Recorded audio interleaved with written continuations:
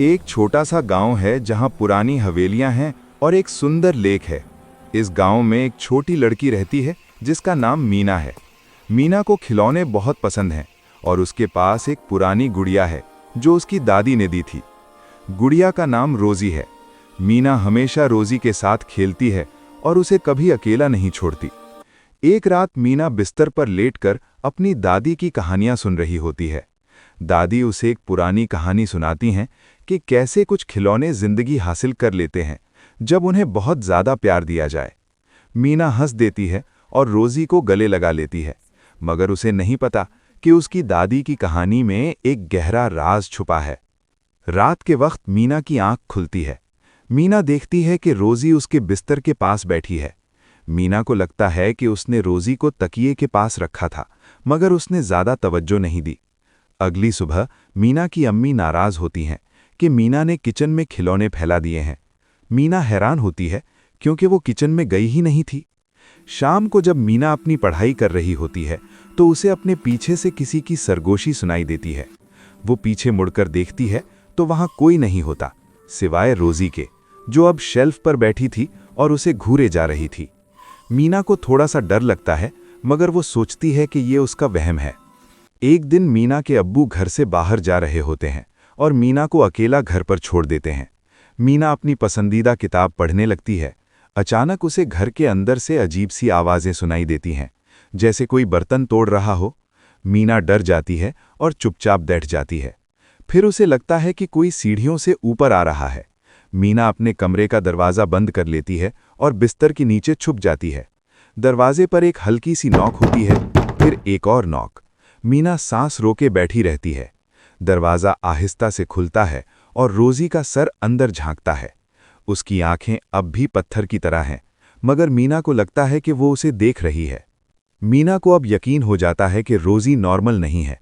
उसे याद आता है कि उसकी दादी ने एक बार कहा था कि कुछ खिलौने ऐसे होते हैं जो अपने मालिक को कभी अकेला नहीं छोड़ते।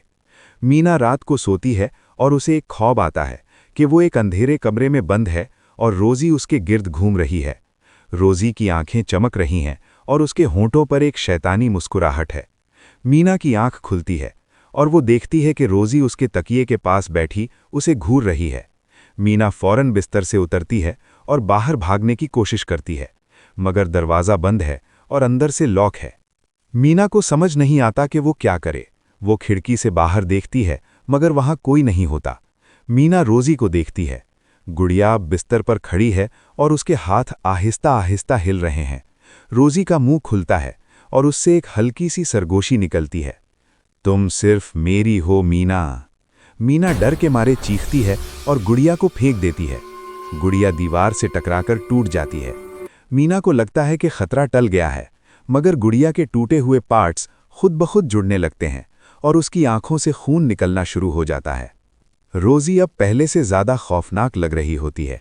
मीना कमरे से बाहर भागने की कोशिश करती है, मगर रोजी उसके रास्ते में खड़ी हो जाती है।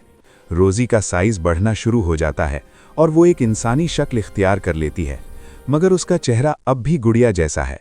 मीना को समझ आ जाता है कि ये कोई मामूली गुड़िया नहीं है, ये एक शैतानी ताकत है जो उसकी रूह हासिल करना चाहती है, बिल्कुल एनाबेल की तरह।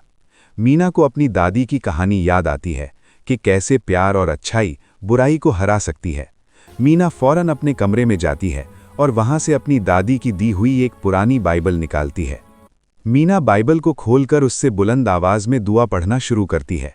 रोजी उसकी तरफ बढ़ती है और उसे पकड़ने की कोशिश करती है, मगर हर बार जब मीना दुआ पढ़ती है तो रोजी पीछे हट जाती है। रोजी का जिस्म आहिस्ता आहिस्ता जलना शुरू हो जाता है और उससे स्याह धुआं निकलता है। मीना की आवाज़ में ताकत आती जाती है और वो पूरी ताकत से दुआ करती है। रोजी चीखती है और ज़मीन पर गिर जाती है। उसका जिस्म राख में बदल जाता है और उसकी आंखें बुझ जाती हैं। कमरा वापस नॉर्मल हो जाता है और मीना ज़मीन पर बैठकर सांस लेती है। मीना ने उस रात न सिर्फ एक गुड़िया को हराया, बल्कि एक कदीम बुराई को भी हराया जो उसकी रूह का पीछा कर रही थी। शायद उसकी दादी सही कहती थीं, कुछ खिलौने वाकई में ज़िंदगी हासिल कर लेते हैं, मगर सिर्फ उसी हद तक जब तक हमारा प्यार उनसे जुड़ा होता है। उसके बाद वो क्या बन जाते हैं? हमने उसे कैद तो कर दिया है, मगर बुराई कभी मरती नहीं। वो सिर्फ सही वक्त का इंतज़ार करती है।